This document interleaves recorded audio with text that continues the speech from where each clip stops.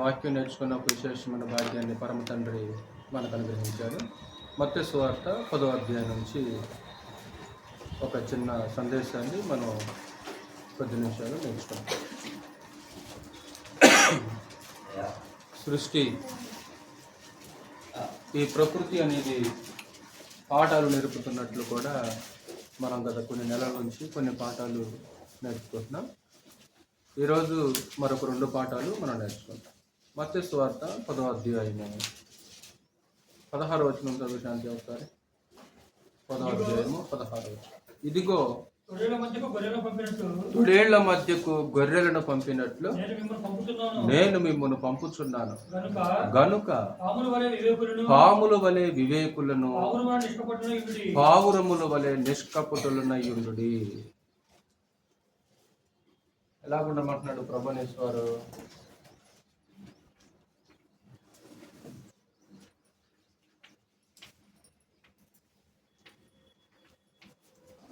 పాములు వలె వివేకులయుండుడి.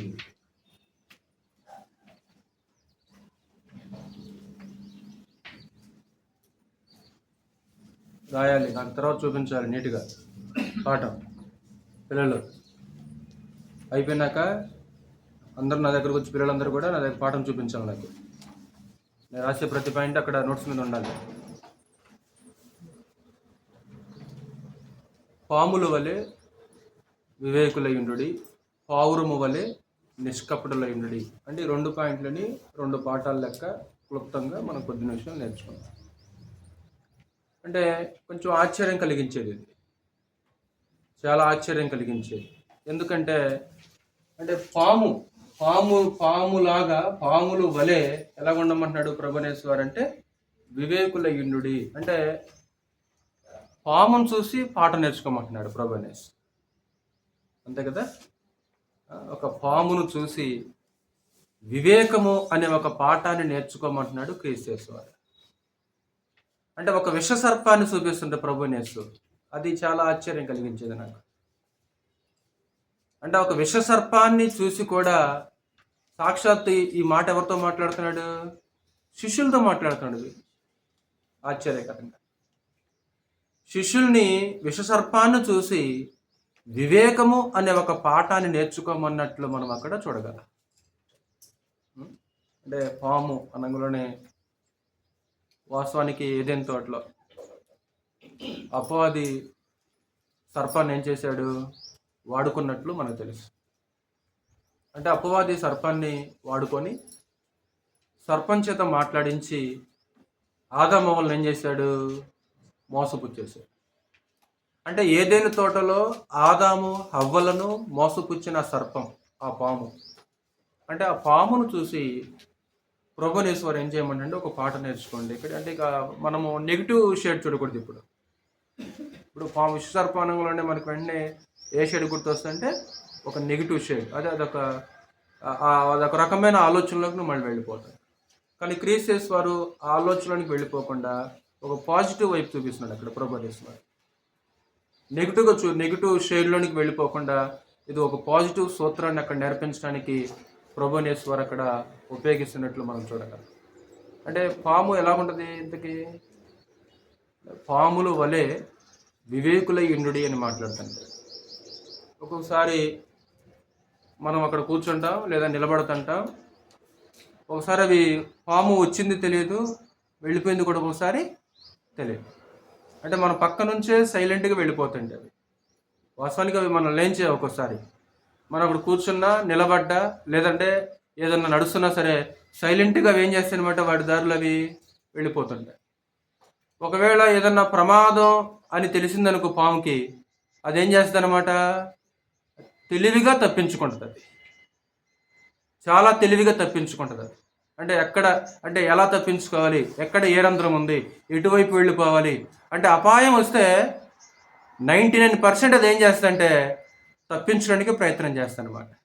అంటే ఆ ప్రమాదంలో పడిపోకుండా, అపాయంలో పడిపోకుండా తెలివిగా ఏం చేస్తుందంటే ఆ పాము తప్పించుకుంటుంది అనమాట. అందుకే భూజంతువులన్నిటిలో యుక్తి కలిగింది ఏంటంటే కుయుక్తి కాదు. కుయుక్తి అంటేనేమో అది వేరు.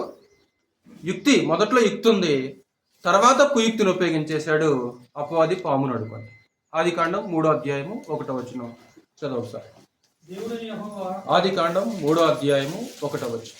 దేవుడైన యెహోవా చేసిన సమస్త భూజంతువులలో సర్పము యుక్తి గలదై ఉండెను. ఇప్పుడు కొరింథీ పత్రికలో పౌలేమన్నాడు? సర్పము తన కుయుక్తి చేత హవ్వను మోసపరిచినట్లు. అంటే ఇక్కడేమో అక్షార్థమైన పాము గురించి మాట్లాడుతున్నాడు. ఇక్కడ అక్షార్థమైన ఒక పాము ఎలా ఉంటుంది? యుక్తి కలిగింది. అక్కడ 2వ కొరింథీ పత్రిక 11వ అధ్యాయంలో సర్పము తన కుయుక్తి చేత అంటే అక్కడ సర్పం అంటే ఎవరు? అపవాది.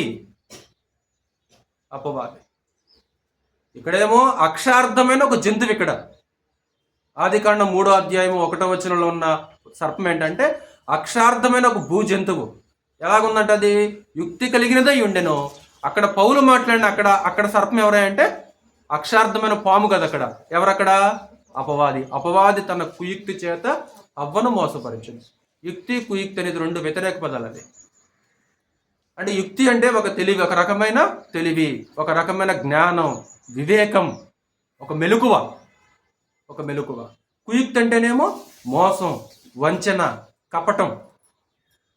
కాబట్టి యుక్తి కలిగిన జంతువు ఏది అంటే సమస్త భూ జంతువులలో కూడా యుక్తి కలిగిన, తెలివి కలిగిన, వివేకం కలిగిన జంతువు ఏదంటే సర్పం. అంటే ప్రభునేశ్వరు ఏమంటే మీరు పాముల వలె ఎలాగుండాలంట? వివేకులై ఉండుడి. అంటే అపోస్తులని అలాంటి వివేకం కలిగి ఉండమన్నాడు. ఈరోజు ఆ సూత్రం మనకు కూడా అప్లై. అంటే మనం కూడా ఏం చేయాలంటే ఒక ఆత్మ సంబంధమైన వివేకము, ఒక ఆత్మ సంబంధమైన జ్ఞానం కలిగి ఉండాలి. అంటే మూఢులుగా, అజ్ఞానులుగా ఉండకూడదు. మనం ఒక మూర్ఖత్వం కలిగి, ఒక మూఢులుగా, అజ్ఞానం కలిగి, ఏమీ తెలియని వారుగా ఉండకుండా ఏం చేయాలంటే ఒక దైవ సంబంధమైన ఒక వివేకాన్ని, ఒక జ్ఞానాన్ని కలిగి ఉండమని ఇక్కడ ప్రభు బోధిస్తున్నట్లు మనం చూడగలం. మొట్టమొదట అసలు ఏ సందర్భంలో ప్రభునేశ్వరి మాట చెప్పాడు అనేది సందర్భం మనకు అర్థమైతే ఆ సూత్రం మనకు అర్థమైంది. ఒకసారి మరలా మత్తయి సువార్త 10వ అధ్యాయానికి వెళ్ళే ఒకసారి. మొట్టమొదట సందర్భాన్ని చూద్దాం. అంటే యేసుక్రీస్తు వారు, మీకు ఒక వచనం మనకు అర్థం కావాలంటే సందర్భం అనేది కూడా చాలా ప్రాముఖ్యమైనది. సందర్భాన్ని ఎత్తేసామనుకో లేఖనం ఒకసారి అపార్థం చేసుకునే ప్రమాదం ఉందన్నమాట. లేఖనం అర్థం కావాలంటే ఖచ్చితంగా ఏ సందర్భంలో ఆ మాట చెప్పాడో మనకి సందర్భం కూడా అర్థం కావాలి. సందర్భం అర్థం కాకపోతే వాక్యాన్ని కలిపి చెరిపి లేఖనాన్ని అపార్థం చేసుకొని వక్రంగా తిప్పే ప్రమాదం ఉందన్నమాట. ఎందుకు ఏ సందర్భంలో ప్రభునేశ్వరి మాట చెప్పేశాడు? మత్తయి సువార్త 10:16లో ఆ సందర్భం కూడా మనకి స్పష్టంగా కనిపిస్తుంది. ఒకసారి మరలా చదువు 16 వచనం. ఇదిగో తొడేళ్ల మధ్యకు గొర్రెలను పంపినట్టు. అంటే అపోస్తులని యేసుక్రీస్తు వారు, అంటే తన శిష్యుల్ని యేసుక్రీస్తు వారు ఎవరి మధ్యకు పంపిస్తున్నాడు? తొడేళ్ల మధ్యకు పంపిస్తున్నాడు. తొడేళ్ళు అంటే ఎవరు అక్కడ?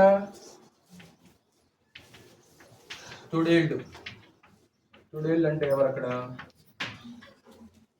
అంతకుముందు ఇంకొక మాట అన్నాడు ప్రభునేశ్వరు వారు. అక్కడ 10వ అధ్యాయము 6వ వచనం చదువు ఒకసారి. 10:6. ఇశ్రాయేలు వంశములోని నశించిన గొర్రెల యొద్దకే వెళ్ళుడి. అంటే గొర్రెల యొద్దకు వెళ్ళుడు అన్నాడు. తర్వాత కిందకు వచ్చిన తర్వాత ఏమంటే ఇదిగో తొడేళ్ల మధ్యకి నేను ఏం చేస్తున్నాను మిమ్మల్ని అంటే తొడేళ్ల మధ్యకి ప్రభునేశ్వరు తన శిష్యులు పంపించేస్తున్నాడు. అదేంటి అంత క్రూరత్వం ఉందండి క్రిస్టియన్స్లో? ఇప్పుడు ఎరిగి తొడేళ్ల మధ్యకి ఒక గొర్రె పిల్లని కాపురం పంపిస్తాడా? ఇప్పుడు తొడేళ్ళ యొక్క స్వభావం ఏంటి సహోదరులరా? అంటే గొర్రె పిల్లని ఎప్పుడు మింగాలి, దాన్ని ఎప్పుడు చంపాలి, ఎప్పుడు నాశనం చేయాలి అనే ఒక ఆలోచనతో తొడేలు ఏం చేస్తే ఎప్పుడు కూడా ఉంచుంటుంది. అంటే అలాంటి క్రూరమైన స్వభావం కలిగిన మనుషులు యేసుక్రీస్తు కాలంలో సమాజంలో ఉన్నారు. ఇప్పుడు తొడేళ్ళు అంటే అక్షరార్థమైన తొడేళ్ళు కాదు, తొడేళ్ళు లాంటి మనుషులు అనమాట. తొడేళ్ళు లాంటి మనుషులు. అందుకే 7వ అధ్యాయంలో కూడా అబద్ధ ప్రవక్తల గురించి కూడా ప్రభు ఏమన్నా మీకు తెలుసు కదా, వారు గొర్రె చర్మములు వేసుకొని మీ యొద్దకు వత్తురు గాని వారు లోపల క్రూరమైన తొడేళ్ళు. అంటే పైకేమో సాధువైనట్లు, మృదువైనట్లు, ఒక మంచి వ్యక్తిత్వం కలిగినట్లు ఉంటుంది. లోపల హృదయం ఎలాగుంటుంది? ఒక క్రూరత్వం ఉంటుంది అనమాట. అంటే ఒక స్వభావం, అంటే తొడేలు యొక్క స్వభావము కలిగిన మనుషులు. అలాంటి మనుషుల మధ్యకి ప్రభునేశ్వరు ఏం చేస్తున్నాడు? తన శిష్యుల్ని పంపిస్తుండమ్మా. ఏం చేస్తుంటే అప్పుడు తొడేలు ఏం చేస్తాయంట?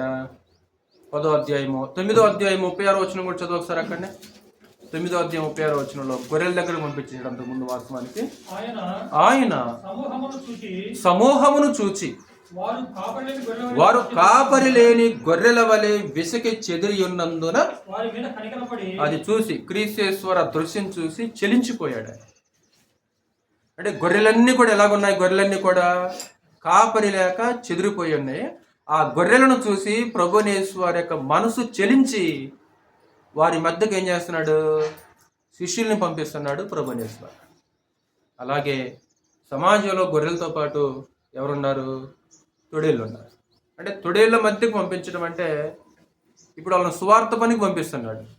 ఇప్పుడు సువార్త పనికి వారిని పంపిస్తున్నాడు కాబట్టి వారికి ప్రమాదాలు ఎదురవుతాయి, వారికి హింసలు ఎదురవుతాయి, వారికి శ్రమలు ఎదురవుతాయి. అంటే అలాంటి ప్రమాదాలు, హింసలు, శ్రమలు ఎదురైనప్పుడు మీరు పాముల వల్ల ఏం చేయాలి? వివేకుల యుండుడి. ఇదిగో తొడేళ్ల మధ్యకు గొర్రెలను పంపినట్లు నేను మీ మధ్యకు వాళ్ళ మధ్యకు మిమ్మల్ని పంపుచున్నాను.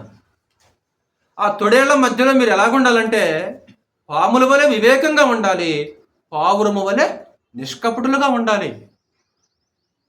అంటే పాములాగా వివేకంతో ఉండాలి, పావురం వలె ఎలాంటి వంచన కానీ, ఎలాంటి మోసం కానీ, ఎలాంటి కపటం కానీ లేకుండా నిష్కపటంగా మీరు ఏం చేయాలి?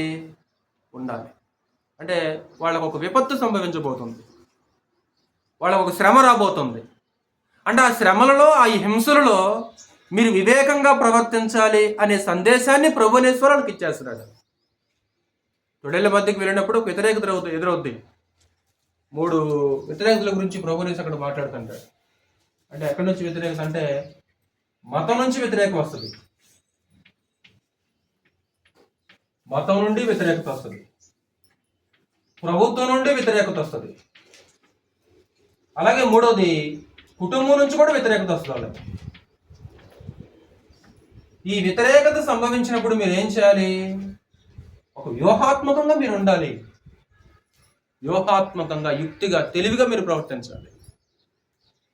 ఎందుకంటే నేను పంపించే స్థలం మామూలు స్థలం కాదు. అది మిమ్మల్ని పంపించే స్థలం ఎలాంటి స్థలం అంటే తొడేలు సంచరించే స్థలం. ఆ స్థలం తొడేలు లాంటి క్రూరమైన మనుషులు ఉంటారు ఆ స్థలంలో. మీరు వారి మధ్యన సువార్త ప్రకటించాలి, మీరు వారి మధ్యన దైవ సందేశాన్ని ప్రకటించాలి. మీరు ఎంతో వ్యూహాత్మకంగా, తెలివిగా, జ్ఞానంగా మీరు ఏం చేయాలి? ప్రవర్తించాలి.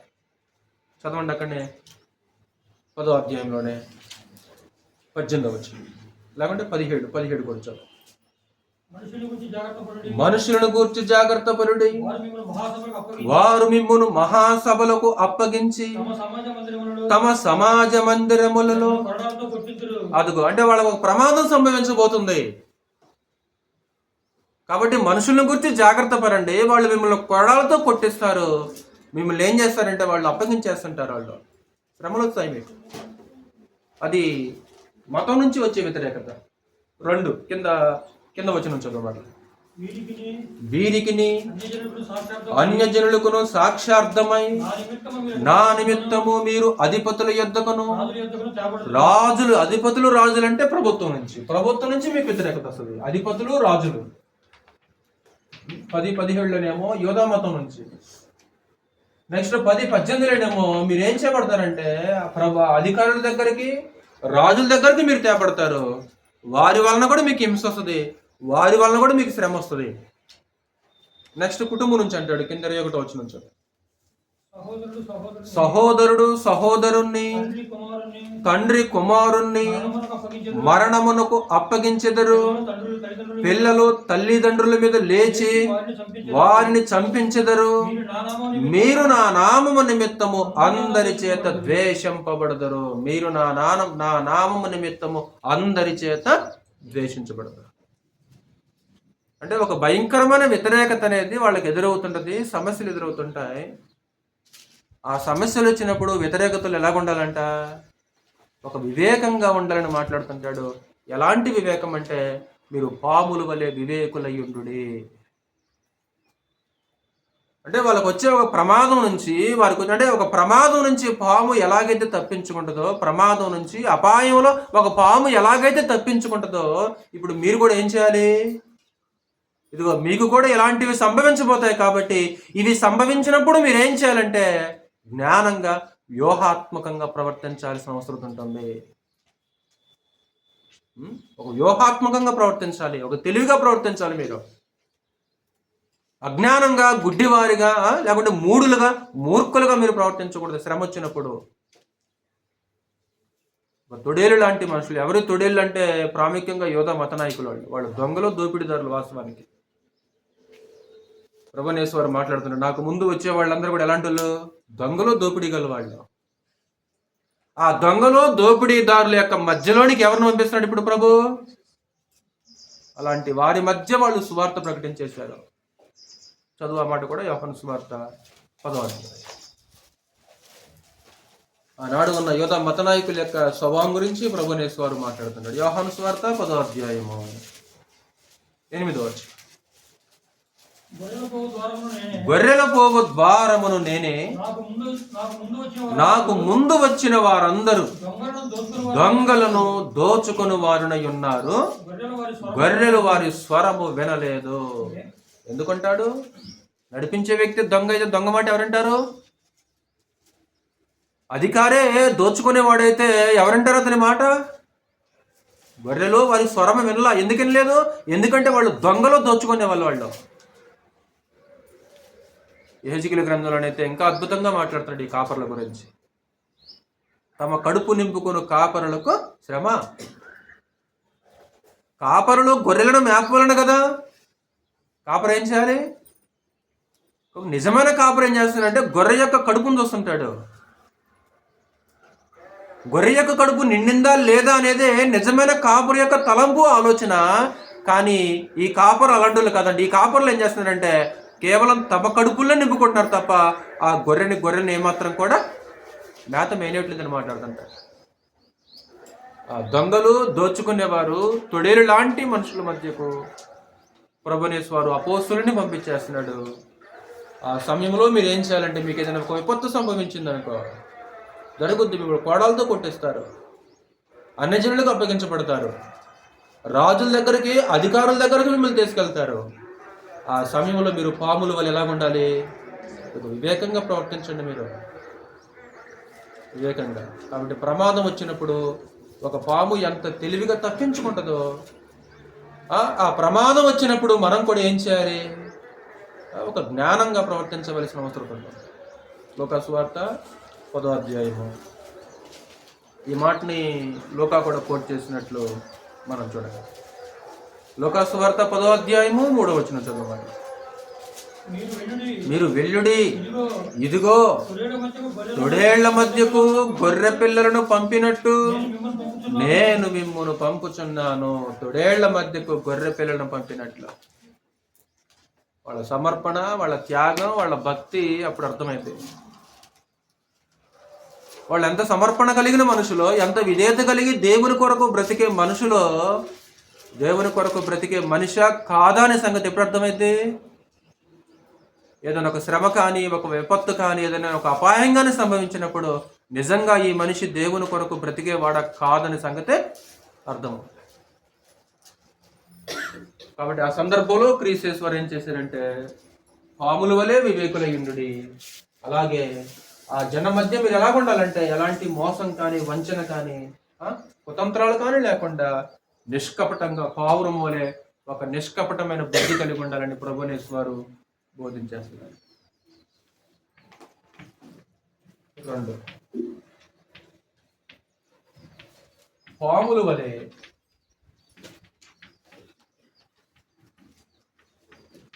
వివేకముగా ప్రవర్తించిన వారు.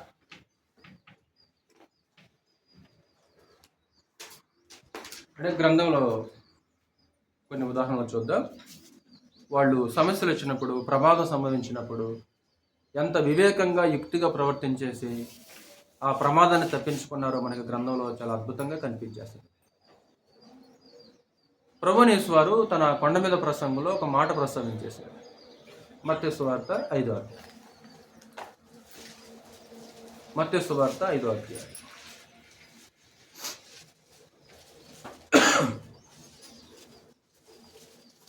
39వ వచనం చదువు ఒకసారి, లేకుంటే 38 కూడా చదువు. 5వ అధ్యాయము 38, 39.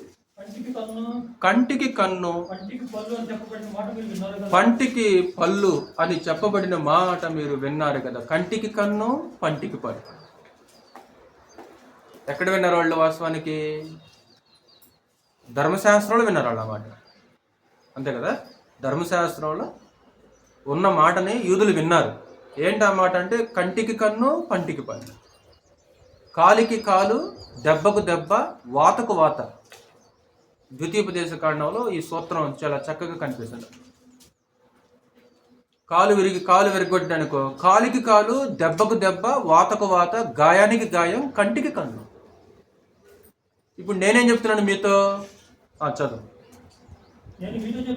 నేను మీతో చెప్పుకున్నది ఏమనగా దుష్టుని ఎదిరింపక. చాలు, దుష్టుడికి ఎదురెళ్ళకూడదు. ఏమా? దుష్టుడికి ఏం చేయకూడదు? నేనేం తక్కువ? అజ్ఞానం. ఎప్పుడు అజ్ఞానంతో ప్రవర్తిస్తున్నావు అక్కడ, అవునరా? ఒకవేళ దుష్టుడు కోపంతో బుసలు కొడుతుంది అనుకో, ఏం చేయాలక్కడ నువ్వు? దుష్టుని ఎదిరింపక, దుష్టుని ఎదిరించొద్దు. నేనేమో తక్కువ తిన్నాను, నేను ఎందుకు తగ్గాలి? అది అవివేకం, అది అజ్ఞానం. అది పాముల వలె వివేకుల ఇండుడంటే, ఒకవేళ దుష్టుడి కనుక కోపంతో బుసలు కొడుతుంది అనుకో, ఏం చేయాలి నువ్వు ఆ సమయంలో? ఏం చేయాలి ఆ సమయంలో? నిజంగా నీ గనక వివేకం ఉంటే ఆ సమయంలో ఏం చేస్తావు నువ్వు? తిరిగి మాట నువ్వు. ఈరోజు మాటకు మాట, కోపానికి కోపం, దెబ్బకు దెబ్బ అనేది క్రైస్తవ జీవితాల్లో కూడా ఉంటే మనం వివేకం లేని మనుషులుగా మనము ఉన్నాం. మీరు పాముల్లాగా వివేకులై ఉండాలి. మీరు ఏంటో వివేకం అంటే దుష్టుని ఎదిరించొద్దు. మీరు కొంతమంది మీదకి వస్తారు, ఇరుగు పొరుగు వాళ్ళు, ఇంటి పక్కల కూడా ఒకసారి మీదకి వస్తుంటారు. మీదకి వస్తున్నప్పుడు ఏం చేయాలి? అప్పుడు ఏం చేయాలన్నా? యుక్తి. అక్కడే కదా యుక్తి. ఎలా తప్పించుకోవాలి అక్కడ? నువ్వు మాట జారకూడదు, అక్కడ తప్పు చేయకూడదు, విరోధం పెట్టుకోకూడదు, జగడం ఆడకూడదు. అక్కడ ఆటో ఎక్కి, ఉదాహరణకి ఒక ఆటో ఎక్కాం, ఏదో వెహికల్ ఎక్కాం, తాగున్నాడు బాగా. నువ్వు తాగుతావా, బండాపు నేను పోలీసులకు ఫోన్ చేస్తాను అనుకో, ఆడేం చేస్తాడు? ఆడు తాగిండని డైరెక్ట్గా కొద్ది కాపోయని దిగి సైలెంట్గా నువ్వు పక్క పోయావనుకో, అది ఎలా ఉంటుంది? నువ్వు తాగి డ్రైవ్ చేస్తావా, నేను పోలీసులు ఫోన్ చేస్తా ఉండు అని ఒకవేళ నువ్వు కనుక ఆయనతో వాగ్వాదం పెట్టుకున్నావు అనుకో, సిచ్యువేషన్ ఎలా పడుతుంది అక్కడ? అరే ఆడు తాగాడు, ఆడితో మనకెందుకు అని ఒకవేళ మనం కనుక దిగి మనం సైలెంట్గా వెళ్ళిపోయామనుకో, వాడితో గొడవ అడుకోకుండా, ఆ దుష్టుని ఎదిరించకుండా, ఆ సిచ్యువేషన్ ఎలా ఉంటుంది? ఇప్పుడు వాడితో గొడవ పెట్టుకోవడం మంచిదా? లేకుంటే యుక్తిగా మనం ప్రమాదానికి లోను కాకుండా, వాడితో పాటు వెళ్ళి మనం కూడా ప్రమాదానికి లోను కాకుండా, వాడు జోలి పోకుండా సైలెంట్గా దిగి ఇంకొక ఆట ఎక్కుతామా? అంటే దుష్టుని ఎదిరింపక. ఒకసారి కోపంతో బుసలు కొడుతుంటాడు భర్త కూడా. కోపంతో బుసలు కొడుతున్నప్పుడు ఏం చేయాలి? మీరు ఏం చేయాలి? నేనెందుకు తగ్గాలనుకుంటే ఎలా పడుతుంది అక్కడ సిచ్యువేషన్? ఎలా పడుతుంది? నేనెందుకు ఒరుచుకోవాలి, నేనెందుకు ఉండాలి అలాగా? ఒకవేళ భార్య కోపంతో ఉన్నదనుకో, మనం ఎలా ప్రవర్తించాలి అక్కడ? అదే ప్రభువుని యేసు వారు మాట్లాడుతూ, ఇది తొడేళ్ల మధ్యకు గొర్రె పిల్లను పంపినట్లు మిమ్మల్ని పంపుచున్నా, మీకు ప్రమాదం సంభవిస్తుంది, మీకు అపాయాలు వస్తాయి, మీకు ఒక శ్రమ వస్తుంది. మీకు మీరు పాముల వలె వివేకులయుండుడి. మనకి దావీదు కనిపిస్తున్నాడు మొట్టమొదటిగా, మనందరికీ తెలిసిన ఉదాహరణ. అంటే దావీదు ఎంతో యుక్తిగా, ఎంతో వివేకంతో, ఎంతో తెలివితో అద్భుతంగా ప్రమాదాలను తప్పించుకున్నట్లు మనం చూడగలం. ఎంతో అద్భుతంగా ప్రవర్తించేశాడు ఆయన. పిరిగితనం కాదు, పిరికోడు కాదు, వాస్తవానికి పిరిగివాడు కాదు. సౌలుకు కనబడకుండా మనిషి ఏం చేస్తున్నాడు? సౌలుకి కనబడకుండా మనిషి ఎన్ని స్థలాలు మారుస్తున్నాడో, ఎన్ని చోట్ల దాక్కుంటున్నాడు. ఏం దావీదా, సౌలు అంటే నీకు భయమయా? ఏం పిరిగొడువయా నువ్వు అనేమని అన్నాడా? ఒకవేళ ఎవరైనా కనుక అలా అన్నారనుకో, ఎలాగుంటాం ఆయన? ఎలాగుంటాడు అంటే పిరిగితనపు చర్య కాదు ఇది వాస్తవానికి. చదువుదాము సమూయేలు రాసిన మొదటి గ్రంథం 18వ అధ్యాయం. సమూయేలు రాసిన మొదటి గ్రంథం 18వ అధ్యాయంలో దావీదు ఎంతో యుక్తిగా ప్రవర్తిస్తున్నట్లు అక్కడ మనకు కనిపిస్తుంది.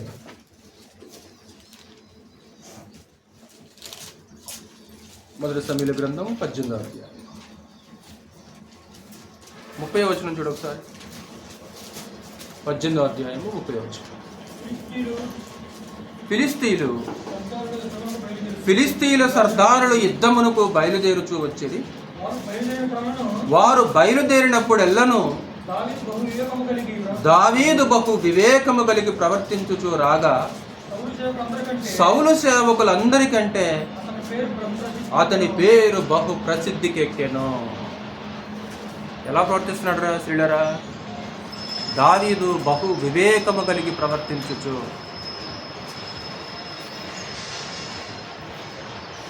అంటే యుద్ధంలో కావాల్సింది కూడా ఇదే. అంటే ఒక యుద్ధాన్ని జయించాలంటే యుక్తి, వివేకం అనేది చాలా ప్రాముఖ్యమైనది. అందుకే సొలొమోను కూడా ఒక మాట ఉంటాడు ప్రసంగి గ్రంథం, ఒడిగలవారు పరుగులు గెలవలేరు, బలము గలవారు యుద్ధమందు జయమందరు. అంటే ఒడిగలవారు పరుగులో గెలవలేరు, వాస్తవం అది. బలము గలవారు యుద్ధమందు జయమందు అవకాశము లేదు. అంటే యుద్ధాన్ని జయించాలంటే కావలసింది కేవలం బలం కాదు. ఏం కావాలి? ఒక యుక్తి, వివేకం, తెలివి కావాలి. ఇప్పుడు గొల్యాతుని దావీదు జయించేశారంటే అది కండబలం కంటే దావీదు అక్కడ ఒక విశేషమైన ఒక బుద్ధి బలాన్ని ఉపయోగించినట్లు మనకు అనిపిస్తుంది కదా. అంటే దావీదు బహు నైపుణ్యం కలిగిన వ్యక్తి వాస్తవానికి. ఎందులో నైపుణ్యం అంటే ఎదుటి వ్యక్తిని భౌతికంగా నాశనం చేయాలంటే ఆ విషయంలో నైపుణ్యం కదా. ఆయన ఒక ఆత్మ సంబంధమైన నైపుణ్యం కలిగి ఉన్నాడు. నైపుణ్యంగా వివేకంతో ప్రవర్తిస్తున్నాడు దావీదు ఎప్పుడు కూడా. ఒకరోజు అబ్షాలోము తండ్రి మీదకి యుద్ధానికి వెళ్తానంటాడు. దావీదుకు మంత్రి అహితోపేలు. అప్పుడు ఏం చేస్తానంటే అహితోపేలు ఏం చేస్తానంటే, అబ్షాలోముని వద్దు, నువ్వు అంత తక్కువ అంచనా మాకు నీ తండ్రిని. నీ తండ్రి యుద్ధమందు నైపుణ్యం గలవాడు. ఎందుకంటే మంత్రి కదా, మంత్రి కాబట్టి దావీదు సంగతి ఎవరు తెలుసు? అహితోపేలుకి తెలుసు బాగా. నీ తండ్రిని తక్కువ అంచనా మాకు, నీ తండ్రి యుద్ధమందు నైపుణ్యం కలిగిన వ్యక్తి. అంటే ఎంతో వివేకము, ఎంతో యుక్తి కలిగిన వాడు వాస్తవానికి. సౌలు వస్తున్నాడు, వెంటాడుతూ ఉంటుంటాడు. ఒక స్థలంలో ఉంటాడు, అక్కడి నుంచి ఇంకొక స్థలం మారుస్తుంటాడు. ఎన్ని స్థలాలు దావీదు మార్చేశాడు. ఏంటి నాకేంటి కర్మని ఒకవేళ ఒక్క నిమిషం ఆగేసి సౌలు మీద ఎదురు తిరిగి సౌలుని కనుక పడగొట్టాడు అనుకో, దావీదు ఏమవుతాడు అప్పుడు? ఒక నరహంతకుడుగా మిగిలిపోయే ప్రమాదం ఉంది.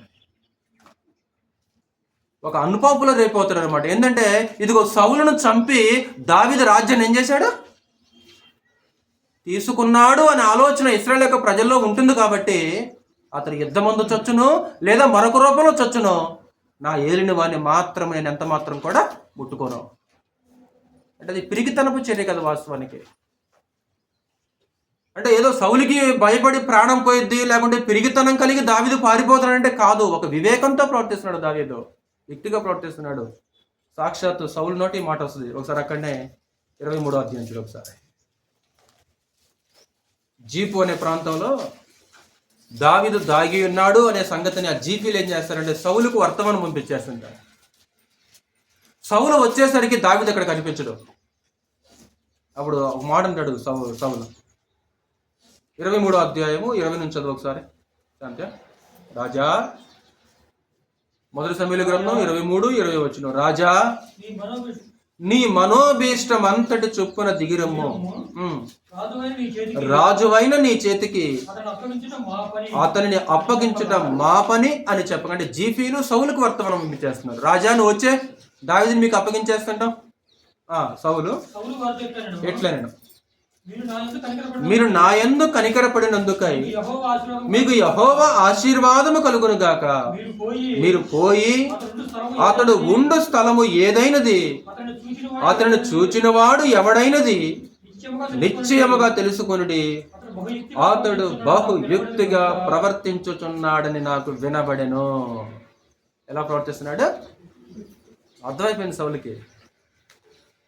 అరే బహు వివేకంగా యుక్తిగా ప్రవర్తిస్తున్నాడు దావీదు. జడిసి భయపడిపోతున్నాడరా? కాబట్టి ఇద్దరు ఎదురుపడ్డారు అనుకో, ఇద్దరులో ఎవరొకరు కోలాలి. అటు సౌలన్నా కోలాలి, లేకుంటే దావీదన్నా కోలాలి. ఒకవేళ సౌలు కనుక కూలిపోయాడు అనుకో, దావీదుకి ఏం పేరు వస్తుంది? ఒకవేళ దావీదు కూలిపోతే దావీదు పట్ల పరమదేవునికి ఒక ఉద్దేశాలు, ఒక సంకల్పాలు ఉన్నాయి. అంటే యెహోవా చేత నిర్దోషిగా వాడిని చంపి నేను పరమదేవునికి సమ్ముఖంలో దోషిగా నిలబడకూడదు. అతను యుద్ధమందు చచ్చును లేక మరొక రూపంలో చచ్చిన అతను అని ఏం చేస్తున్నాడంటే, ఆ ప్రమాదాలు అపాయాలు ఎదురైనప్పుడు దావీదు ఏం చేస్తున్నాడు? యుక్తిగా వివేకంతో తప్పించుకుంటున్నాడు. దుష్టిని ఎదిరింపక. మన మీద కూడా ఎవరైనా వచ్చేసాడు మీద మీదకి ఏం చేయాలరా? మీదకి వచ్చేసి ఏం చేయాలి? ఒకవేళ ఇరుగు పొరుగువారు వచ్చేసారనుకో, మన పొరుగునవారు మన మీదకి వచ్చేసారనుకో ఏం చేయాలి? ఒకవేళ కోపంతో భర్త బుసలు కొడుతుందనుకో ఏం చేయాలి? అక్కడ ఏం చేయాలి నువ్వు? ఎంత యుక్తిగా వివేకంగా ప్రవర్తించాలో. కాబట్టి అపాయం వచ్చినప్పుడు ఏం చేయమన్నాడు ప్రభునేశ్వర్ అంటే, మీరు పాముల వలె వివేకులయ్యుండుడి. మీకు రెండో సందర్భం కూడా తెలుసు కదా, 21వ అధ్యాయం అక్కడనే 21వ అధ్యాయం. ఇతను పారిపోయి ఏం చేశారంటే గాతు రాజు ఆకీష్ దగ్గరకు వచ్చేసారు. గాతు రాజు ఆకీష్ అంటే, గాతు అనేది ఫిలిస్తీ ప్రాంతంలో ఒక పట్టణం, ప్రాముఖ్యమైన పట్టణం. అది సర్దార్లు నివసించే పట్టణం. అది ఈ ఆకీష్ కొంతకాలం ఏం చేశారంటే దావీదుకి ఆశ్రయం ఇచ్చేశాడు. 21వ అధ్యాయము 10 నుంచి నేను చదువుతాను, చూడాలి. అంతటా దావీదు సౌలునకు భయపడినందున ఆ దినము నుండి లేచి పారిపోయి గాతు రాజున ఆకీషు వద్దకు వచ్చాడు. ఆకీషు సేవకులు, ఈ దావీదు ఆ దేశపు రాజు కాడా? వారు నాట్యమాడుచు గాన ప్రతిగానములు చేయుచు సౌలు 1000 కొలది హతమ చేసిననియు దావీదు 10,000 కొలది హతమ చేసిననియు పాడిన పాటలు ఇతను గుర్చినవే కదా అని అతనిని బట్టి రాజుతో మాట్లాడగా, రాజా దావీదు గురించి రాజు దగ్గర కంప్లైంట్ ఇచ్చేస్తున్నారు. రాజా ఆడు మన శత్రువు దావీదు. ఎందుకంటే ఒకరోజు మన వీరుడిని ఏం చేశాడు? ఇతనే మన వీరుడైన గొల్యాతుని చంపిన వ్యక్తి ఎవరు తెలుసా? ఇతడే. ఇతని గురించి ఇశ్రాయేల్ యొక్క దేశంలో ఏం జరిగింది? గాన ప్రతిగానాలు చేశారు. అలాంటి వాడికి మీరు చోటిచ్చారు. ఆడు ఎవడంటే మన శత్రువాడు. అప్పుడు 12వ వచనం, దావీదు ఈ మాటలు తన మనసును ఉంచుకొని గాతు రాజున ఆకీషునకు భయపడాడు. కాబట్టి దావీదు వారి ఎదురు తన చర్య మార్చుకొని వెర్రివాని వలె నటించుచు ద్వారపు తలుపుల మీద గీతలు గీయచ్చు ఉమ్మి తన గడ్డమ మీదకి కారణించుచూ ఉండెను. వారు అతన్ని పట్టుకొని పోగా అతడు పిచ్చి చేష్టలు చేయించు వచ్చెను. రాజు దగ్గర తీసుకెళ్ళాడు. ఎప్పుడైతే రాజు దగ్గర తీసుకెళ్ళాడో దావీదు ఏం చేస్తున్నాడంటే, ఇదిగో ఉమ్మిని తన గడ్డ మీద కారణించుకుంటున్నాడు. అంటే ఒక వెర్రివాడు లెక్క, ఒక పిచ్చివాడు లెక్క ఏం చేస్తున్నాడు దావీదు? ప్రవర్తించేస్తున్నాడు. ఒక వెర్రివాడు లెక్క ప్రవర్తించేస్తున్నాడు. ఒకవేళ నేనే చంపాను మీ వీరుణ్ణి కనుక, ఒకవేళ దావీదు కనుక ముందుకెళ్ళడానికి రోషం కలిగి ఏం చేస్తాడు? రాజు ఏం చేస్తాడు? అక్కడ కావాల్సింది రోషం, పౌరుషం కాదు. అంటే ఒక పిచ్చివాళ్ళకి ప్రవర్తించాడు అక్కడ దావీదు, ఒక పిచ్చివాళ్ళ లెక్క. 14 వచ్చిన చదువు శాంతి సార్. 14 వచ్చిన ఏమంటాడు? కావున ఆకీషు రాజు మీరు చూచితిరి కదా, వానికి పిచ్చి పట్టినది, నా యొద్దకు వీరిని ఎందుకు తీసుకొని వచ్చితిరి? పిచ్చి చేష్టలు చేయు వారితో నాకేమి పని? నా సన్నిధిని పిచ్చి చేష్టలు చేయుటకు వీరిని తీసుకొని వచ్చితిరేమి? వీడు నా నగరంలోనికి రాతగునా అని తన సేవకులతో చెప్పాను. పిచ్చోడు తీసుకొచ్చారండి నా దగ్గరికి. ఎవరు వీడు? పిచ్చోడు కదా, వెర్రుడు కదా వీడు. అంటే వాస్తవానికి తన రోషాన్ని, పౌరుషాన్ని దావీదు ఎంత మాత్రం కూడా అక్కడ చూపించలేదమ్మ. అక్కడ అంటే పౌరుషాన్ని, రోషాన్ని ప్రతి స్థలంలో చూపించకూడదు వాస్తవానికి. ఒకసారి ఏం చేస్తామంటే చిన్న చిన్న విషయాలకు మనం రోషపడిపోతుంటాం. ఒకసారి రోషానికి వెళ్తాం మనం. రోషానికి వెళ్ళి ఏం చేస్తుంటాం అంటే ఒకసారి అవిధులుగా ప్రవర్తిస్తుంటాం. పౌరుషానికి వెళ్ళి ఏం చేస్తుంటాం? ఒకసారి అవిధులుగా ప్రవర్తించేస్తుంటాం. ఇదిగో మీ వాడిని చంపింది నేనే, ఏం చేస్తారు నన్ను అని ఒకవేళ ధైర్యంగా రోషంతో ముందుకెళ్ళండి అనుకో, ఏమైపోయింది అక్కడ? ఒక వెర్రి వాళ్ళ లెక్క, ఒక పిచ్చి వాళ్ళ లెక్క ప్రవర్తించేస్తారు. అంటే అపాయం వచ్చినప్పుడు, ప్రమాదం వచ్చినప్పుడు మీరు పాముల వలె వివేకంగా ప్రవర్తించండి. అంటే అక్కడ దావీదు ఒక మంచి వివేకంతో ప్రవర్తించినట్లు మనకు అక్కడ కనిపిస్తుంది. మీకు తెలుసు కదా, ఇదే సందర్భంలో దావీదు కీర్తన రాశాడు. ఎన్నో కీర్తన రాశాడు? 34 కీర్తన. అంటే ఈ ఆకీషు రాజు దగ్గర ఈ చేష్టలో ఇలా చేశాడు కదా, ఇలా ప్రవర్తించినప్పుడు ఏం చేశాడంటే దావీదు ఒక కీర్తన, 34 కీర్తన రాసినట్లు మనం చూడగలం. చదువు హెడ్లైన్స్ చదువు ఒకసారి. 34 కీర్తన హెడ్లైన్స్ లో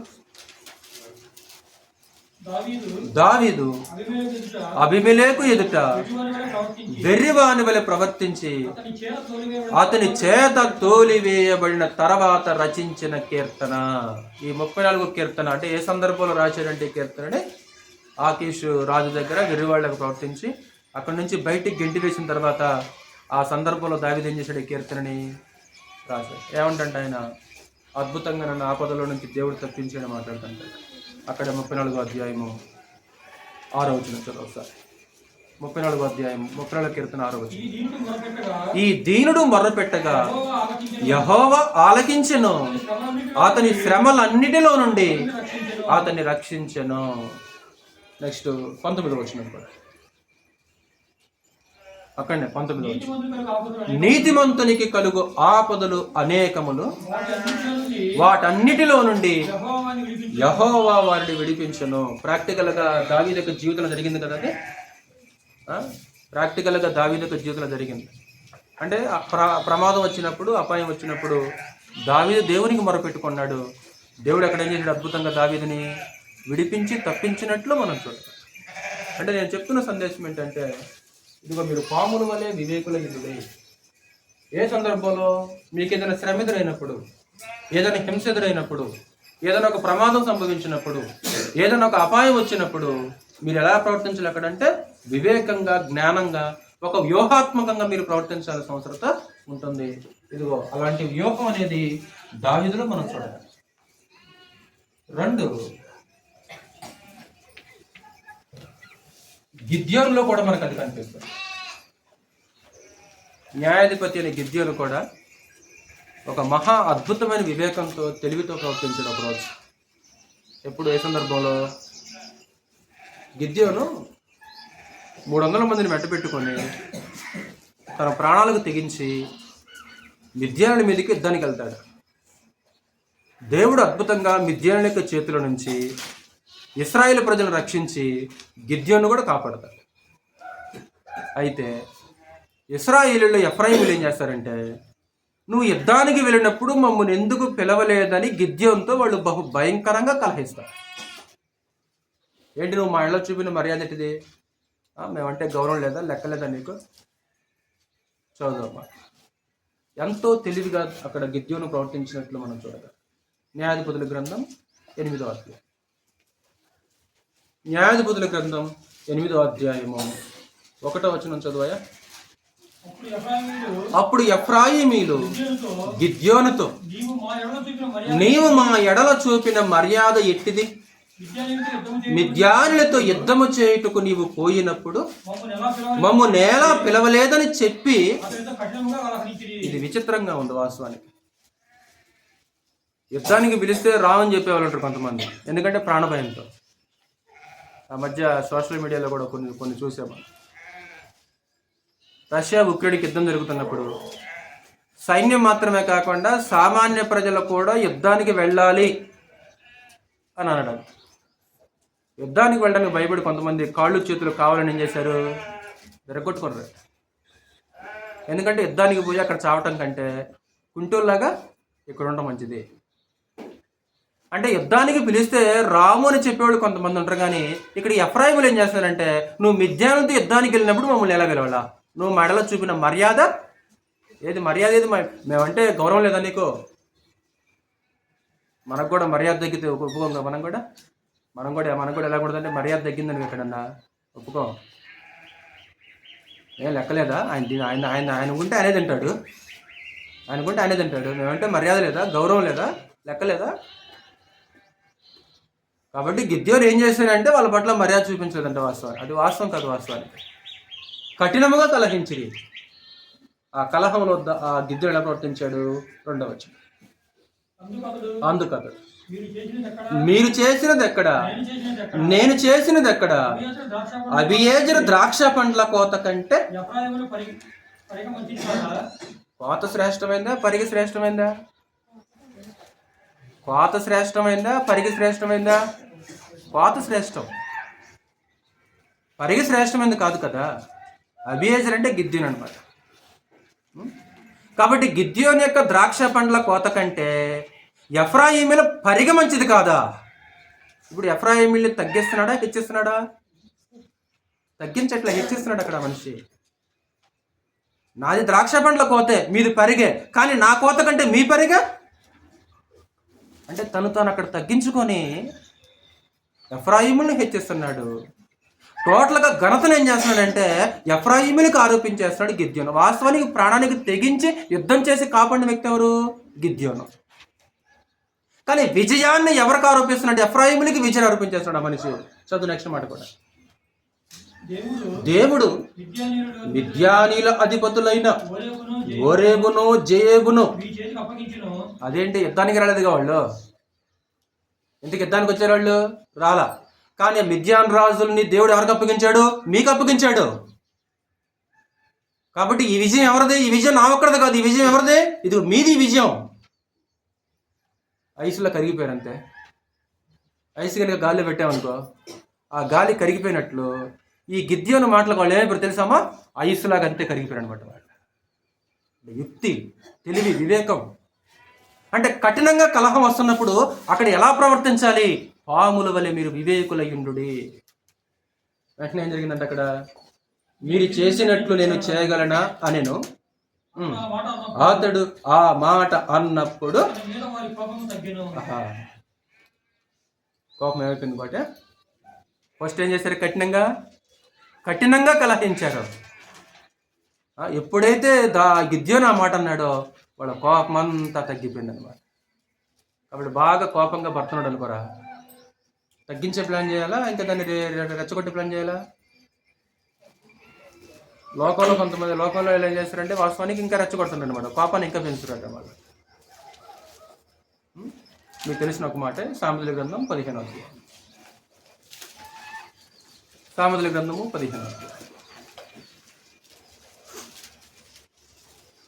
1వ వచనం. సామెతల గ్రంథం 15వ అధ్యాయం 1వ వచనం.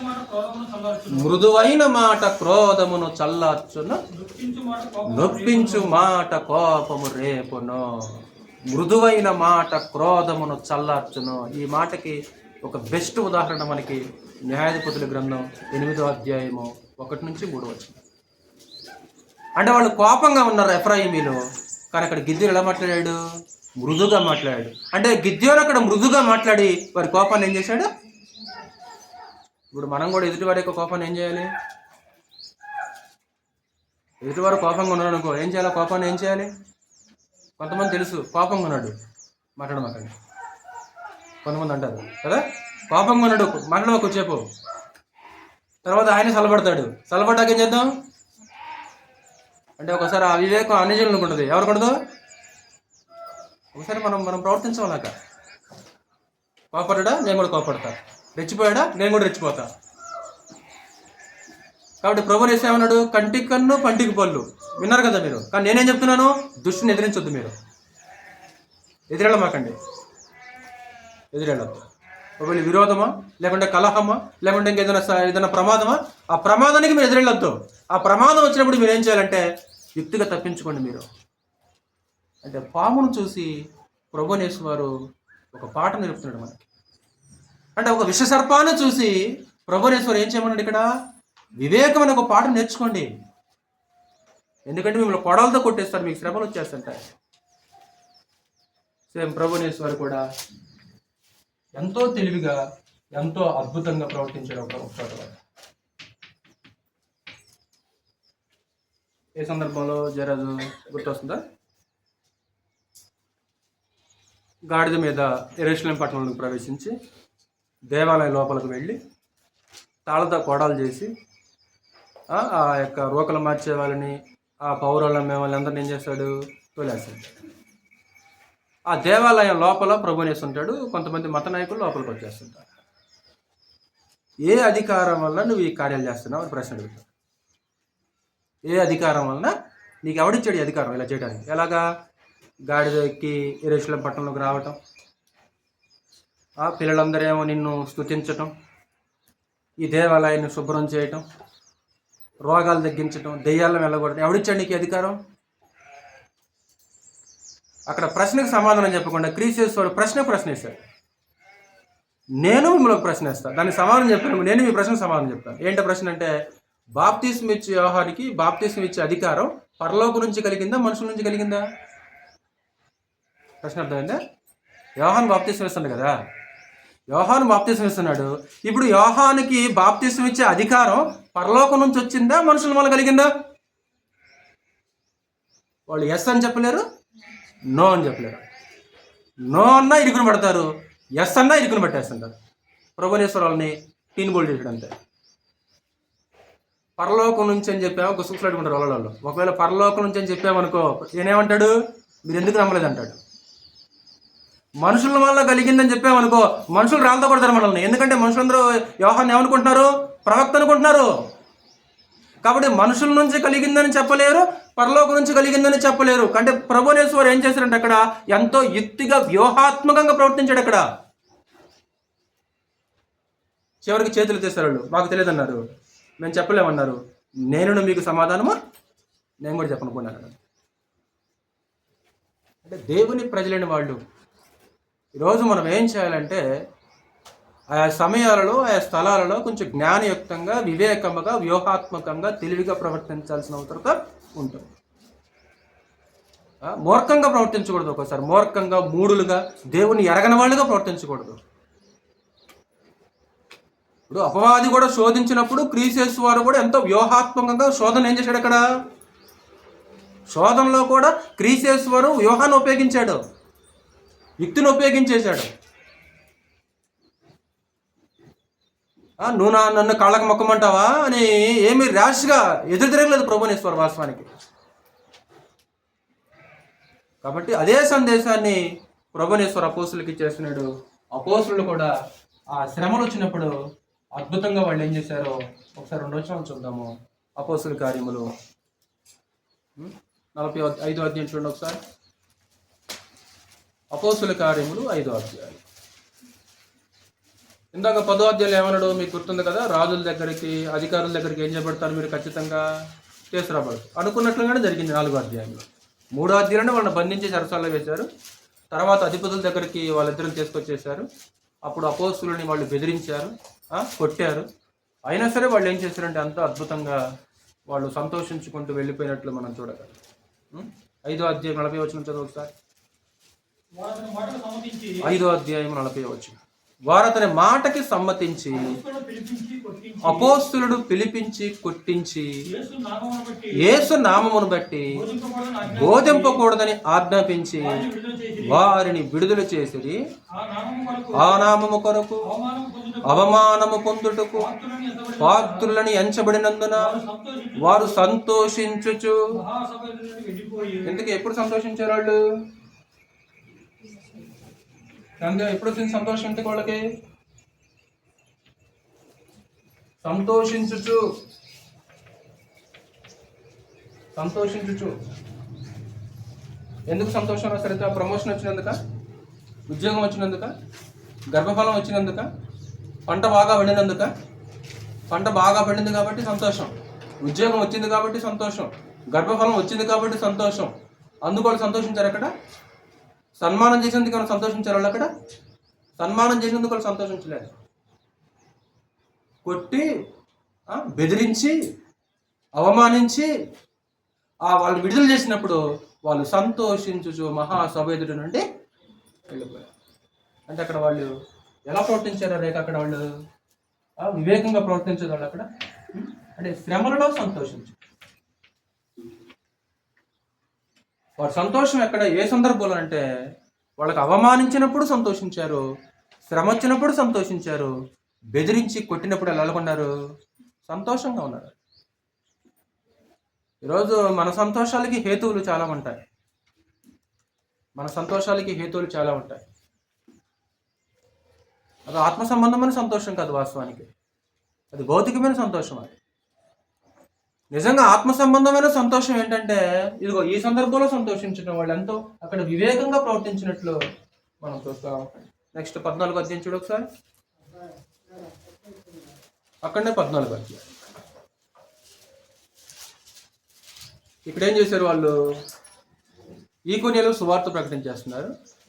ఈకోనియాలో సువార్త ప్రకటించేస్తున్నప్పుడు అక్కడ కూడా వాళ్ళకు ఒక శ్రమ ఎదురైంది, సమస్య ఎదురైంది. ఏం చేశారు వాళ్ళు? 14 అధ్యాయము 5వ వచనం చూడు ఒకసారి. అపోస్తుల కార్యములు 14 అధ్యాయము 5వ వచనం.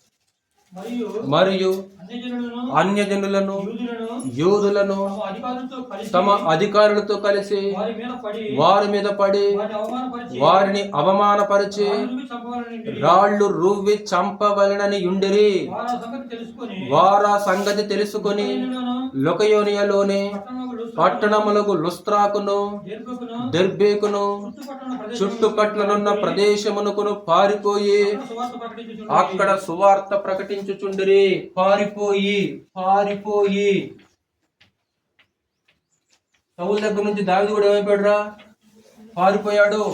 ఇక్కడ అపోస్తులు కూడా శ్రమ వచ్చినప్పుడు ఏం చేశారంటామా?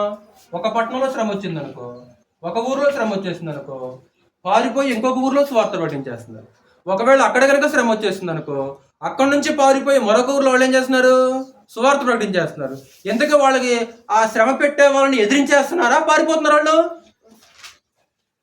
ఏమండి, ఇప్పుడు శ్రమ పెట్టే వాళ్ళని, బాధించే వాళ్ళని ఎదిరించేస్తున్నారా, లేకుంటే వాళ్ళు పారిపోయి మరొక స్థలానికి వెళ్ళి సువార్త ప్రకటించేస్తున్నారా?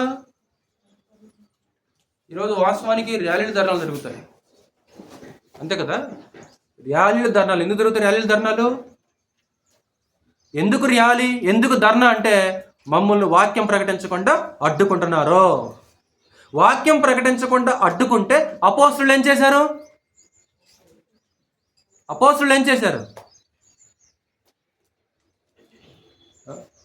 అంటే పెద్ద పెద్ద గుంపులు చేసేసి వ్యతిరేకంగా తిరుగుబాటు చేశారా? వ్యతిరేకంగా తిరుగుబాటు చేయకుండా వాళ్ళు ఏం చేశారంటే, ఒక సామెత ఉంది కదా, చాప కింద నీరులాగా చల్లగా వాళ్ళు ఏం చేశారు? నెమ్మదిగా తమ పనులు ఏవో తమ చేసుకుంటూ వెళ్ళిపోయారు అనమాట. అంటే ఒక వివేకం అంటే అలాంటివి సంభవించినప్పుడు మీరు ఏం చేయాలంటే, ఇదిగో అపాయం వచ్చినప్పుడు, ప్రమాదంలో మీరు తప్పించుకొని వివేకంగా ప్రవర్తించాలంటే ప్రభు నేస్తున్నారు. నెక్స్ట్ తర్వాత యూకోనియాలో జరిగింది కదా.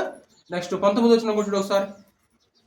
అక్కడనే 19 వచ్చి అంతియోకియా నుండి ఈకోనియా నుండి యూదులు వచ్చి జన సమూహములను తమ పక్షముగా చేసుకొని పౌలు మీద రాళ్లు రువ్వి అతడు చనిపోయినని అనుకొని పట్టణము వెలుపలికి అతనిని ఈడ్చిరి.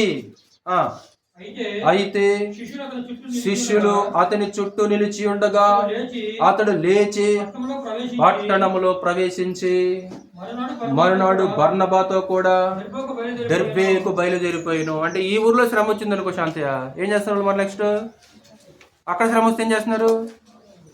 అక్కడ కూడా ఏం చేస్తున్నారు? ఎదిరించట్లా, తిరుగుబాటు చేయట్లేదు వాళ్ళు కూడా. ఏమాత్రం ఎదిరించకుండా, తిరుగుబాటు చేయకుండా ఆ ప్రభు యేసు వారు పరమ తండ్రి అప్పగించిన పనిని ఏం చేస్తున్నారంటే తమ పనులు తాము చేసుకుంటూ వెళ్ళిపోతారు. అంటే వివేకముగా ప్రవర్తించటం, యుక్తిగా ప్రవర్తించటం. చివరిగా ఇంకొక పాయింట్ చెప్పి నేను ముగించేస్తున్నాను. నేడు మనం కూడా నేడు మనం కూడా ఏం చేయాలంటే వివేకముగా ఉండాల్సిన అవసరం ఉంది అంటే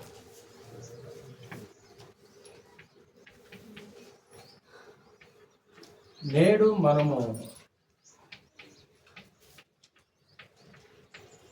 వివేకముగా ప్రవర్తించాలి. ఏది వివేకము? సామెతల గ్రంథము 10వ అధ్యాయం చూడండి ఒకసారి. సామెతల గ్రంథము 10వ అధ్యాయం. దేన్ని వివేకం అంటారు, దేన్ని యుక్తి, దేన్ని తెలివి, జ్ఞానం అంటారు. సామెతల గ్రంథము 10వ అధ్యాయం.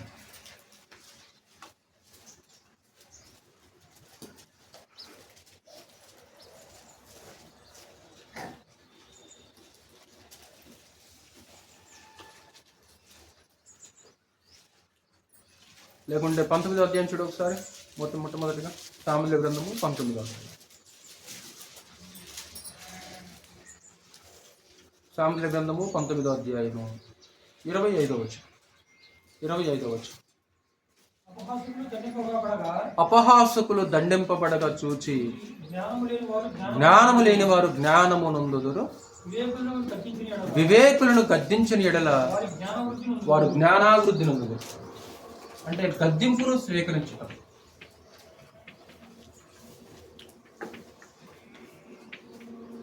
గద్దింపును స్వీకరించటం వివేకం. గద్దింపును స్వీకరించటం వివేకం. అంటే గద్దింపు అంటే ఎవరైనా గద్దించేశారనుకో, సోదరులు సోదరులు ఎవరైనా క్రీస్తు యేసులో ఉన్నవారు ఎవరైనా మనల్ని గద్దించేశారనుకో, గద్దింపును ఏం చేయాలి? నాకు చెప్పొచ్చాడు బలి, నాకు చెప్పొచ్చిందేమో, ఏమో నాకు చెప్పొద్దంట తెగ, ఆమె చూసుకోవచ్చు కదా, ఆయన నన్ను చూసుకోవచ్చు కదా. మంచిది ఆలోచన. మీకు తెలుసు కదా దావీదు గద్దింపుని ఎలా స్వీకరిస్తాడో గుర్తుందా? నీతిమంతులు నన్ను గద్దించుట నాకు తైలాభిషేకం అంట, వారు నన్ను కొట్టుట ఉపకారం అంట. ఎవరు కొట్టడం అంటే నీతిమంతులు నన్ను గద్దించటం నాకు తైలాభిషేకం, వారు నన్ను కొట్టడం నాకు ఉపకారం.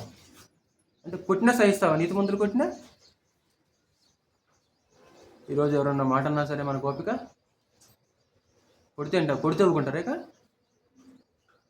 వాళ్ళు గద్దిస్తేనే ఓర్చుకోవట్లేదు, ఏదన్నా మాట అంటేనే ఓర్చుకోవట్లేదు, నిజంగా కొడితే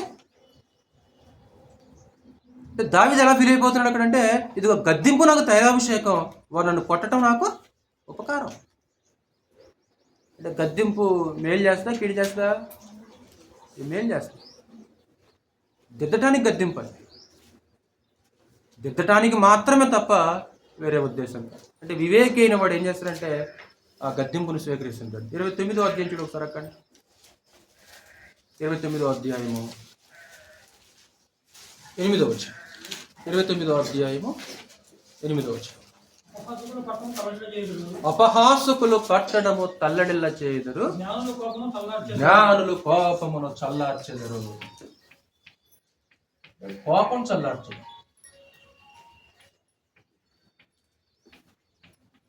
జ్ఞానులు ఏం చేస్తారంటారు? కోపాన్ని. జ్ఞానులు కోపాన్ని చల్లారుస్తారు, కోపం రేపరు. ఇందాక మాట చదివాం కదా. అంటే కోపం రేపడానికి ఒక ప్రధానమైన కారణం అక్కడ చెప్తున్నాడు. నొప్పించు మాట కోపమును రేపు. అంటే ఎదుటి వాళ్ళు నొచ్చుకునే విధంగా, వాళ్ళ హృదయాలు గాయపడే విధంగా మాట్లాడామనుకో, సహజంగా వాళ్ళలో ఎవరెగుద్ది అనమాట, ఇంకా కోపం వచ్చేస్తుంది. అంటే జ్ఞానం కలిగిన వాళ్ళు, యుక్తి కలిగిన వాళ్ళు ఏం చేస్తారంటే ఆ కోపం రేపకుండా కోపాన్ని చల్లార్చే పనిలో ఉంటుంటారు. అంటే వివేకంతో ప్రవర్తించడం. అలాగే చివరిగా దీర్ఘశాంతం కలిగి ఉంటాం. దీర్ఘశాంతం, ఓర్పు, సహనం అనేది కలిగి ఉండటం అనేది కూడా ఒక మంచి వివేకుల యొక్క లక్షణం అన్నమాట. దీర్ఘశాంతం గలవాడు మహా వివేకి అనే మాట సులభం ఒక చోట మాట్లాడుతుంటాడు. దీర్ఘశాంతము గలవాడు మహావివేకి. అంటే ఏ చర్యకు ఎలా స్పందించాలి అనే జ్ఞానం మనకు ఉండాలిరా. ఇక్కడ కోప్పడాలా వద్దా, ఇక్కడ ఓర్చుకోవాలా, ఇక్కడ సహించాలి, అంటే ఏ చర్యకి ఎలా స్పందించాలనే ఒక వివేకాన్ని దేవుని పిల్లలు ఖచ్చితంగా కలిగి ఉండవలసిన అవసరత ఉండదు. ఇది ఇక్కడ పెద్దగా అరవకూడదు, ఇది ఇక్కడ కోప్పడకూడదు, ఇదిగో ఇతనితో మృదువుగా మాట్లాడాలి, ఇదిగో లేకుంటే ఇక్కడ ఖచ్చితంగా కోప్పడాలి. ఇదిగో కఠినంగా గద్దించాలి ఇక్కడ. అంటే ఎక్కడ ఏ స్థలంలో కోప్పడాలో, ఏ చర్యకు ఎలా స్పందించాలి అనే వివేకాన్ని ఈరోజు మనం ఏం చేయాలి? ఖచ్చితంగా కలిగి ఉండాలి. అంతే తప్ప మూర్ఖంగా, మూడులుగా, అంధకారం కలిగిన హృదయం కలిగిన వాళ్ళుగా, అజ్ఞానులుగా ప్రవర్తించకుండా ఏం చేయాలంటే ఒక ఓపిక, ఒక దీర్ఘశాంతం, ఒక సహనం అనేది కలిగి ఉంటే మనం కూడా వివేకంగా ప్రవర్తించిన వాళ్ళము అయిపోతుంటాం. అంటే ఇక్కడ సహించాలి, ఇది ఇక్కడ ఓర్చుకోవాలి, ఇక్కడ మాట్లాడకూడదు, ఇక నేను నోరు మూసుకొని కూర్చోవాలి, ఉండాలి, వివేకం ఉండాలి. ఒకవేళ వచ్చిందనుకో, కోపం వచ్చేసిందనుకో, అక్కడే కింద 11వ వచనంలో ఒక మాట అంటాడు, జ్ఞానము గలవాడు తన కోపమును అణుచుకొని తన కోపమంతయు కనపరచుడు. కోపం లేని ప్రపంచం ఎవరుండరు. కానీ దాన్ని ఏం చేస్తాడంటే జ్ఞానం కలిగిన వాడు అణుచుకుంటాడు, దాన్ని చూపించడు, వెల్లడి చేయడు, ఆ కోపాన్ని వెల్లడి చేయడు. లేని మనిషి కాదు, కోపం లేని మనిషి ప్రపంచంలో ఎవరుండరు. అంటే ఎప్పుడు కోపడాలి, ఇదిగో ఎప్పుడు దాన్ని అణుచుకోవాలి, ఎప్పుడు ఆ కోపాన్ని చూపించకూడదు అనే ఒక వివేకం కలిగి ఉంటాం అనేది చాలా ప్రాముఖ్యము. కాబట్టి ప్రభునేశ్వరు మాట్లాడుతూ, నేను ముగించేస్తాను సార్, బోడి కలిసి చూడండి. ప్రభునేశ్వరు మాట్లాడుతూ ఏ సందర్భంలో ఈ మాట మాట్లాడడం మనం చూసామన్నమాట. తుడేళ్ల మధ్యకు గొర్రె పిల్లలు పంపినట్లు మీ మధ్యకే పంపుతున్నారు. మీకు ప్రమాదాలు వస్తాయి, హింసలు ఎదురవుతాయి, సమస్యలు వచ్చేస్తుంటాయి. అవి ఎదురైనప్పుడు మీరు ఏం చేయాలంటే పాముల వలె వివేకంగా ఉండాలి. అలాగే పావురం వలె ఎలాంటి వంచన లేకుండా నిష్కపటంగా ఉండాల్సిన అవసరత ఉంటుంది. ఆ వివేకంగా ప్రవర్తించిన వాళ్ళు ఎవరో కూడా మనం చూసాము. ఈరోజు మనం కూడా ఏం చేయాలంటే ఆ గద్దింపును స్వీకరిస్తూ, కోపాన్ని చల్లార్చుకుంటూ, దీర్ఘశాంతము, ఓర్పు, సహనం కలిగి ఉంటే మనం కూడా వివేకంగా ప్రవర్తించిన మనుషులు అన్నమాట. విరామం తీసుకుందాం, జస్ట్ ఒక 10 నిమిషాలు విరామం తీసుకొని తిరిగి మరలా మరొక పాఠాన్ని మనము నేర్చుకుందాం. శ్రద్ధగా మీ అందరికీ ప్రభునామములో వందనాలు.